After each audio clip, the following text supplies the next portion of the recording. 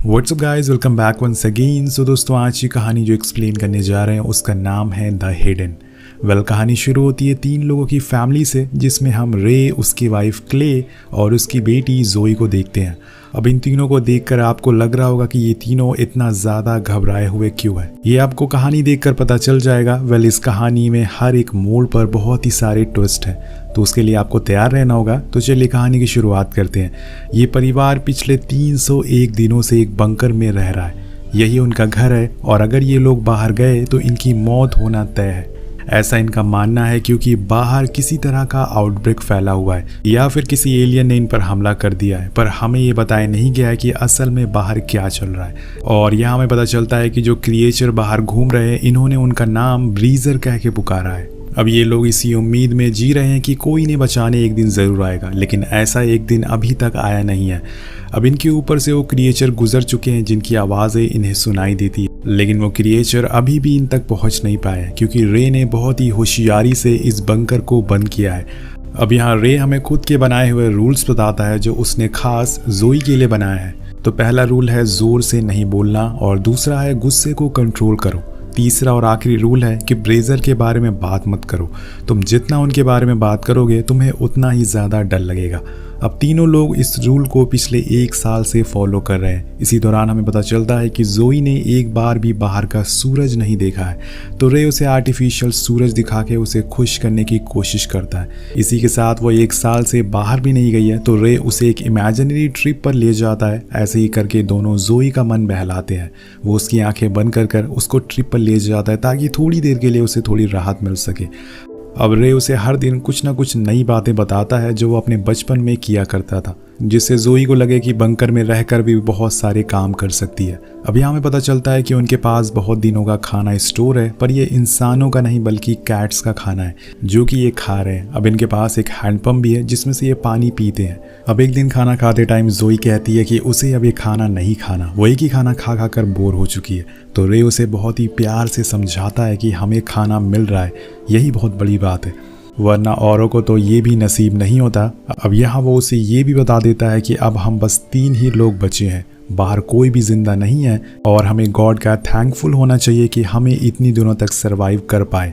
अब जोई बहुत ही समझदार बच्ची होती है, इसलिए वो बिना कुछ बोले ही खाना खा लेती है। पर उन्हें पता चलता है कि कैन में तो होल हुआ है, पर ये किया किसने? मतलब इन लोगों का खाना कोई चुरा रहा है, पर यहाँ तो इन 3 लोगों के अलावा कोई और है ही नहीं। तो क्ले के दिमाग में आता है कि ज़रूर ये किसी चूहे का काम होगा। उन्हें फ़ौरन उसे ढूंढना पड़ेगा, वरना ये उनके पूरे खाने को बर्बाद कर देगा। वहीं रे सोने चला जाता है, क्योंकि रात को उसको पहरेदारी देनी है ताकि कोई मुसीबत ना आए। दूसरी तरफ जो एक पेरिस्कोप की मदद से बाहर का नज़ारा देख रही होती है, जहाँ पे उसे अपना स्कूल दिखता है जो बंकर से थोड़ी ही दूर पर था। पर उस स्कूल की हालत बहुत ही ज़्यादा ख़राब हो चुकी थी, और तभी अचानक से एक क्रो उसे डरा देता है। अब इसी तरह से इनके दिन कटते रहते हैं, और एक दिन जोई अपनी माँ से पूछती है ब्रेजर उनसे नफरत करते हैं, तो वो उसे समझाती है कि ऐसा नहीं है बेटी, असल में वो हमसे अलग है। जैसे हम उनसे डरते हैं शायद वो भी हमसे डरते हैं। अब वो दोनों बात ही कर रहे होते हैं कि उन्हें वो चूहा दिख जाता है, तो क्ले फ़ौरन रे को उठाती है और यहाँ पूरी फैमिली उस चूहे को मारने में लग जाती है। पर ये इतना आसान होता नहीं है। उसे पकड़ने के चक्कर में बहुत सी चीज़ें गिर जाती है, जिससे काफ़ी आवाज़ भी होती है, पर आखिर में रे जैसे तैसे करके उसे मार देता है। अब यहाँ हो जाती है बहुत ही बड़ी दिक्कत। उस चूहे की वजह से उनका लालटेन जो होता है वो गिर जाता है, जिससे उनके बंकर में आग लग जाती है, जो देखते ही देखते इतनी बड़ी हो जाती है कि उसे बुझा पाना बहुत ही मुश्किल हो जाता है। लेकिन पूरी फैमिली जैसे भी करके उसे बुझा लेती है। लेकिन यहाँ सबके दिमाग में एक ही ख्याल आ रहे थे कि ये जो स्मोक, ये जो धुआं बाहर जा रहा है, उसकी वजह से ब्रीजर उन्हें ढूंढ ना ले। अब इसी घबराहट के बीच में हम फ्लैशबैक में जाते हैं, जहाँ पे रे देखता है कि उसके पड़ोसी शहर छोड़कर भाग रहे हैं। उनसे पूछने में पता चलता है कि शहर में कोई वायरस फैल गया है और सभी लोग यहाँ से दूर जा रहे हैं। तुम भी अपनी फैमिली को लेकर यहाँ से चले जाओ। कहानी एक बार फिर से प्रेजेंट में आती है, जहाँ पे क्ले देखती है कि धुआं तो निकल गया है, पर जो राख थी वो हमारे गेट पर ही जमा हो गई है, जिसे हम ज़रूर पकड़े जाएंगे। और यही सब सोचकर वो पैनिक होने लगती है, और तब रे उसे दूसरा रूल याद दिलाता है कि आउट ऑफ कंट्रोल नहीं होना है। इसके बाद वो कहता है कि हमें ऊपर जाना होगा, राख को हटाना होगा, लेकिन अभी नहीं, सुबह 4 बजे, क्योंकि उस टाइम ज़्यादा उजाला नहीं होता। अब जोई अपनी मॉम को ऐसा करने से रोकती है कि वो ऊपर ना जाए क्योंकि वहाँ वो मारी जा सकती है, और वो रूल है डोंट ओपन द डोर। लेकिन उसकी मॉम उसे समझाती हैं कि अपने बच्चों के लिए कभी कभी सारे रूल तोड़ने पड़ते हैं। कुछ देर बाद वो दोनों ऊपर जाते हैं। वहीं जोई नीचे से उन पर नज़र रखती है पेरिस्कोप की मदद से, ताकि दोनों ऊपर जल्दी से अपना काम पूरा करके वापस आ सके। लेकिन यहाँ जोई को पता चलता है कि कोई उनकी तरफ भागते हुए आ रहा है। वो आवाज़ लगाती है, लेकिन यहाँ पर वो आवाज़ सुन नहीं पाते, तो उसे मजबूरन ऊपर जाना पड़ता है, जहाँ पे वो अपने मॉम डैड को बताती है कि उनके पीछे कोई आ रहा है। पर वो ब्रीजर नहीं थे, बल्कि कुछ डियर थे जो किसी से डर कर भाग रहे थे। अब तीनों फौरन नीचे बंकर में आ जाते हैं और यहाँ हमें पहली बार बाहर का मंजर दिखाया जाता है। चारों तरफ बस तबाही थी और सब कुछ ख़त्म हो चुका था। पूरा शहर राख में बदल चुका था।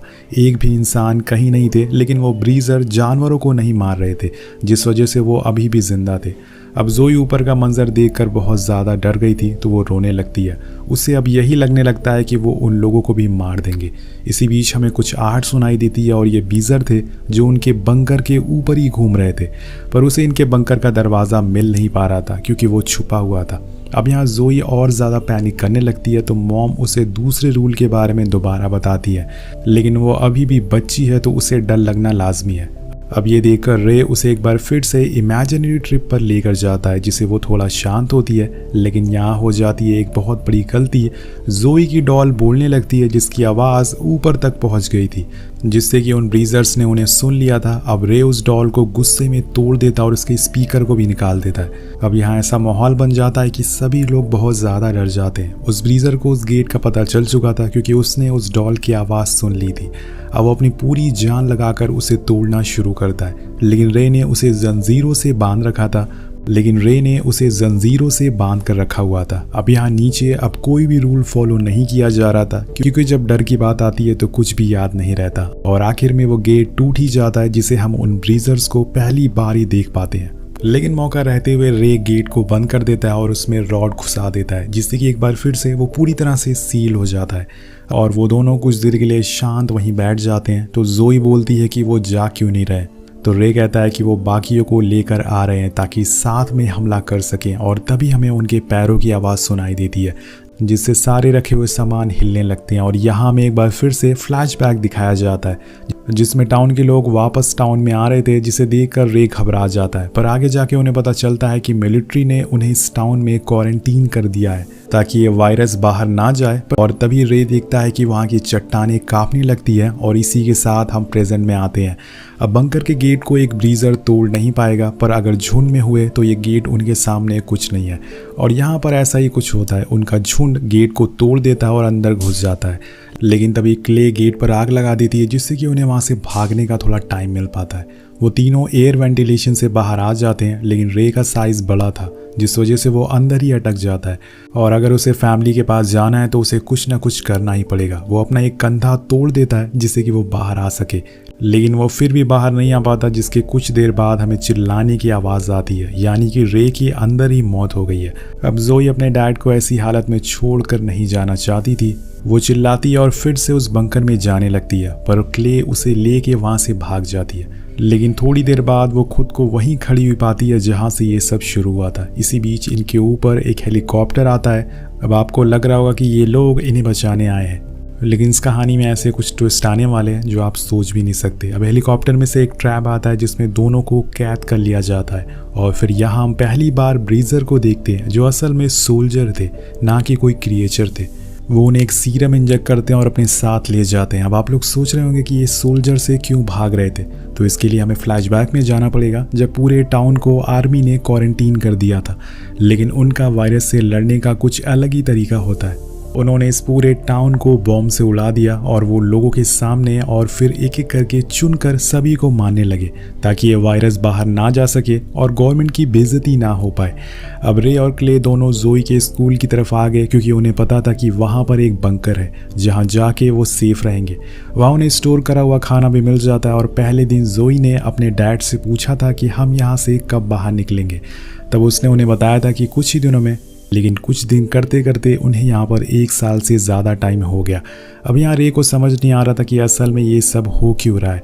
लेकिन दोस्तों क्ले को समझ आ चुका था कि उसके हाथ में एक कट लग गया है जिसमें से एक ब्लैक कलर का खून बाहर आ रहा है, यानी कि वो सारे लोग इन्फेक्टेड हो चुके हैं और ये वायरस असल में किसी के छूने से नहीं बल्कि हवा में फैलने से हो रहा है। और यही वजह है कि आर्मी एक एक करके सबको मार रही है चुन चुन कर।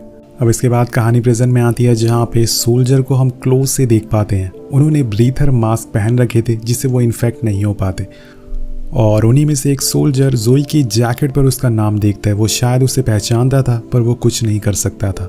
वो सभी उसको मारने के लिए अपनी बंदूक आगे करते हैं। तभी हम देखते हैं कि क्ले को कुछ होने लगता है, उसकी स्किन ब्लैक होने लगती है और वो बार बार सोल्जर से कह रही थी कि उसकी बेटी से दूर रहे। अब इसी बीच एक आदमी आकर सबको मारने लगता है किसी ज़ॉम्बी की तरह, और ये कोई और नहीं बल्कि रे होता है जो कि जिंदा है लेकिन वो इन्फेक्टेड हो चुका है। उसमें अब इंसानों से ज़्यादा ताकत आ चुकी है। पूरे टाउन के लोग शुरू से ही इन्फेक्टेड हो चुके थे और जैसे ही इन लोगों को गुस्सा आता है ये अपना कंट्रोल खो देते हैं और ये वायरस बाहर आ जाता है। इसी वजह से रे अपनी बेटी को रूल नंबर 2 समझा रहा था कि अपना कंट्रोल नहीं खोना है चाहे कुछ भी हो जाए, और कुछ इस तरह से ये वायरस काम करता है जिसका कोई इलाज नहीं है और यही वजह है कि गवर्नमेंट इन लोगों को मार रही है। वहीं रे को एक सोल्जर गोली मारकर गिरा देता है जिसके बाद वो एक आम इंसान में बदल जाता है, पर अब तो बहुत देर हो चुकी है ये। और रे की ऐसी हालत देखकर क्ले खुद पर काबू नहीं कर पाती और वो भी एक एक करके सारी सोल्जर को मारने लगती है, लेकिन कुछ ही देर में उसे काबू कर लिया जाता है। लेकिन अब वही जोई भी ज़ॉम्बी बन चुकी है, यानी कि पूरा परिवार ही अब इन्फेक्टेड हो चुका है। जोई एक सोल्जर का मास्क हटा देती है जिससे कि वो भी इन्फेक्टेड हो जाता है और यहाँ हम देखते हैं कि वो अब अपनी माँ पर ही हमला कर देती है, लेकिन क्ले ने खुद पर कंट्रोल कर लिया था जिससे वो नॉर्मल हो चुकी थी। और तभी वो जोई को दूसरा रूल याद दिलाती है, यानी कि खुद के गुस्से पे कंट्रोल करना, जिसके बाद वो भी उसी की तरह नॉर्मल हो जाती है। अब इसके बाद दोनों रे के पास जाते हैं जिसे सोल्जर ने गोलियों से छन्नी कर डाला था। जोई अपनी डैड की ऐसी हालत देखकर रोने लगती है, पर रे उसे एक आखिरी ट्रिप पर लेके जाता है जिसके कुछ ही पल बाद वो उसके सामने ही दम तोड़ देता है। अब उन दोनों के लिए ये समय बहुत ही ख़राब था, पर अभी भी उन्हें खुद की जान बचानी है क्योंकि एक दूसरा हेलीकॉप्टर उनकी तरफ आने वाला है। वो दोनों फौरन भागते हुए एक सीवर सिस्टम में चले जाते हैं जहाँ पे कोई इनकी तरफ बढ़ रहा होता है, और ये था उनका पड़ोसी जो इन्हें अपने साथ दूसरी जगह लेकर जाता है जहाँ पर और भी लोग मौजूद थे, यानी कि अभी भी लोग जिंदा हैं और शायद आगे भी जिंदा रहेंगे। अब दोनों अंदर जाने लगते हैं, तब जोई को सनलाइट दिखती है और वो कहती है कि मॉम आज 300 दिन हो गए और इतने दिनों बाद वो सनलाइट को देख रही है। तभी हम जोई की मॉम को देखते हैं जिसकी आंखें बदलने लगती है, मतलब ये लोग सूरज की रोशनी में नहीं जा सकते, हो सकता है कि वो इनके लिए खतरनाक हो। अब दोनों अंदर चले जाते हैं और उसी अंधेरे के साथ ये कहानी ही खत्म हो जाती है। तो गाइस शुरुआत से हम जिसे एलियन समझ रहे थे वो एक्चुअल में सोल्जर थे जो इन्हें मारना चाहते थे, और असली वायरस इनकी बॉडी के अंदर था जो गुस्सा होते ही बाहर आ जाता है। वेल गाइस हो सकता है कि इस कहानी का नेक्स्ट पार्ट भी आए और हमें इस वायरस के बारे में और चीज़ें पता लग सके।